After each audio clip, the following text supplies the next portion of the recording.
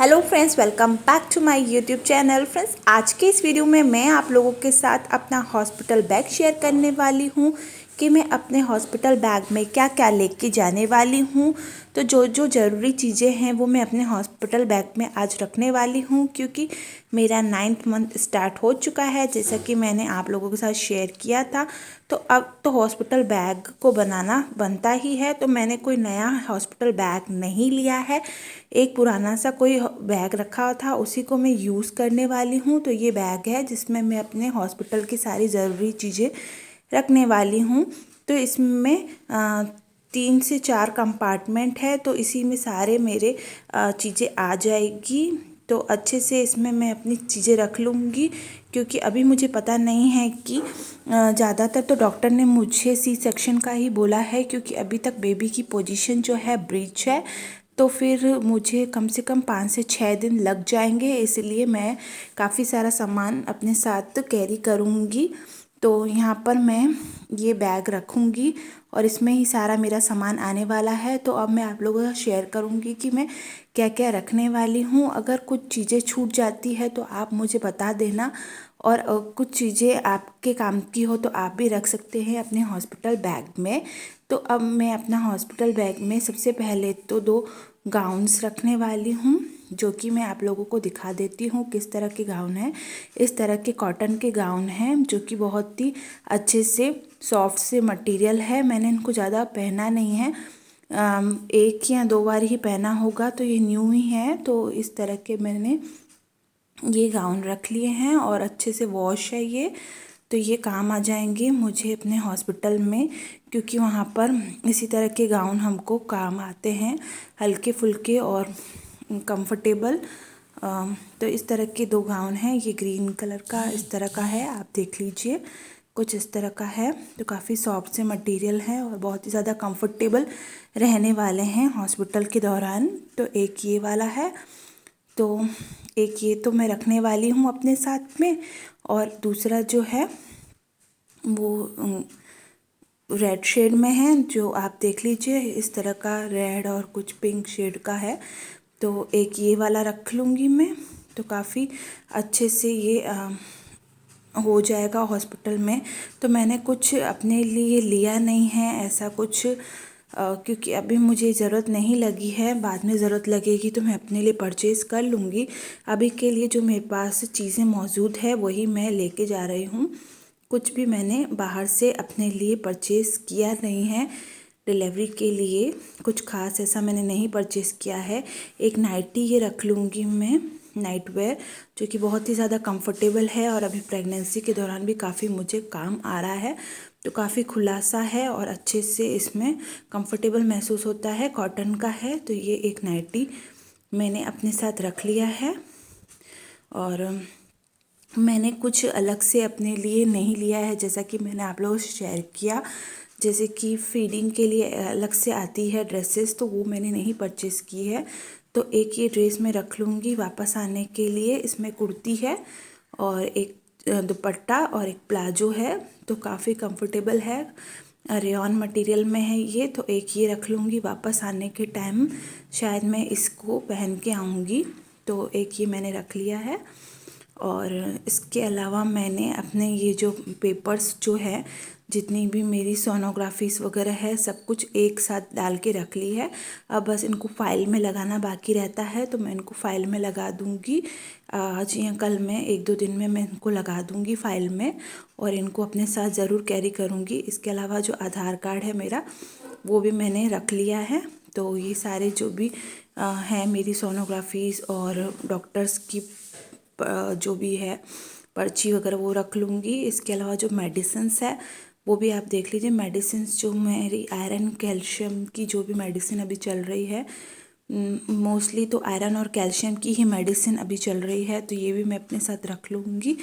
जब तक डिलीवरी होती है तब तक तो इसको लेना ही है, तो ये ले लूँगी। उसके बाद दूसरी मेडिसिन्स तो हमको प्रिस्क्राइब की ही जाती है। इसके अलावा अंडरगारमेंट्स है, अंडरगारमेंट्स भी जो मेरे पास अभी हैं वो रख लिए हैं। इनका साइज़ एक साइज़ बड़ा ही रखा हुआ है, छोटा स्मॉल साइज़ नहीं है।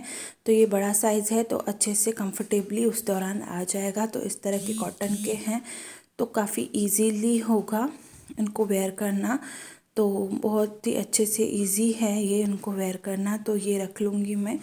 तो एक्स्ट्रा मैंने अभी कुछ अलग से अपने लिए नहीं, मैंने जैसा कि आप लोगों को बता ही दिया है, कुछ भी नहीं परचेज़ किया है। लेकिन हाँ, आप भी अपना एक साइज़ बड़ा ही रखिए, क्योंकि उस दौरान बहुत ज़्यादा थोड़ा सा डिस्कम्फर्ट फील होता है।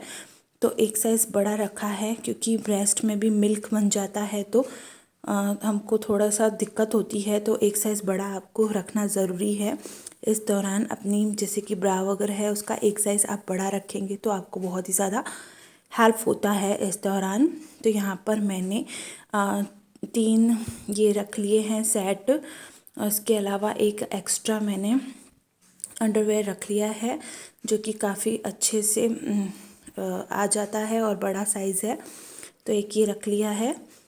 तो ये सब कुछ मैं रखने वाली हूँ अपने साथ। कितना ज़्यादा क्या चीज़ें काम आने वाली है अभी पता नहीं है। इसके अलावा जो सैनिटरी पैड है वो मैंने अभी नहीं परचेज़ किए हैं, तो मैं क्लोविया के परचेज़ करने का सोच रही हूँ, वो भी मैं परचेज़ कर लूँगी। इसके अलावा ये आप देख लीजिए, ये जो सर पर ढकने के लिए स्कार्फ है वो है। तो ये कपड़े का, कॉटन का ही बना हुआ है। तो ये स्कार्फ है, काफ़ी बड़ा है, फुल है।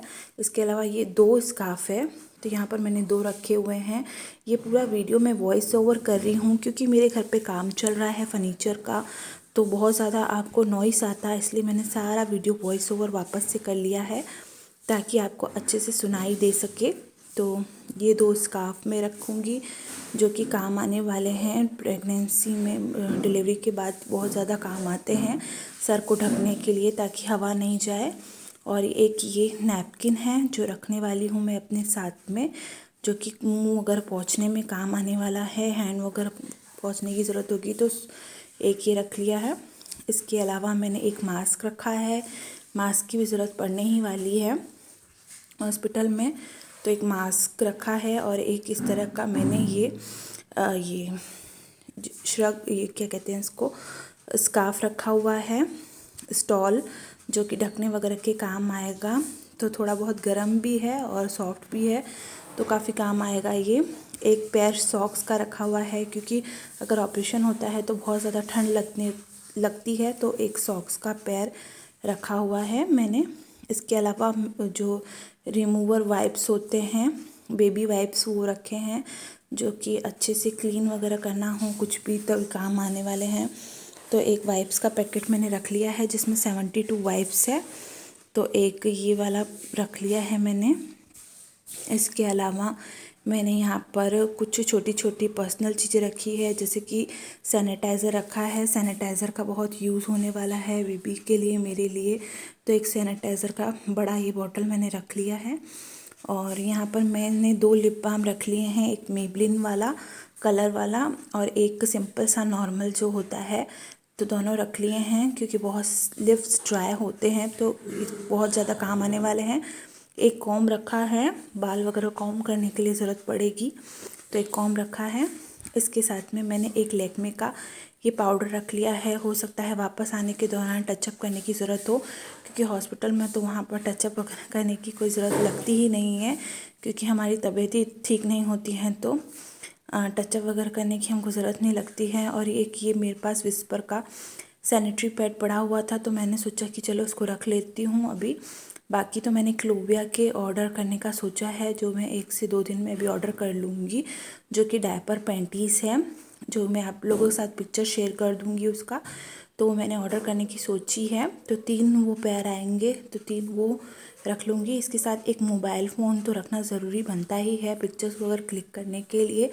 इसके अलावा ईयरफोन, चार्जर, ये सब कुछ साथ में रखना ही है, तो वो भी मैं बाद में ही रखूँगी, क्योंकि अभी तो ज़रूरत मुझे होगी उनकी, तो वो सब बाद में रखूँगी। तो ये सब कुछ मैं अपने हॉस्पिटल बैग में रखने वाली हूँ। तो मुझसे कुछ छूट रहा हो तो आप मुझे कमेंट बॉक्स में कमेंट कर सकते हैं, और कुछ चीज़ें ज़्यादा रख ली हो तभी भी आप मुझे कमेंट बॉक्स में कमेंट कर सकते हैं। तो कैसी लगी आपको आज की मेरी वीडियो? आई होप पसंद आई होगी। तो पसंद आई है तो प्लीज़ इस वीडियो को ज़्यादा से ज़्यादा लाइक करें, मेरे चैनल को सब्सक्राइब करें। Thanks for watching.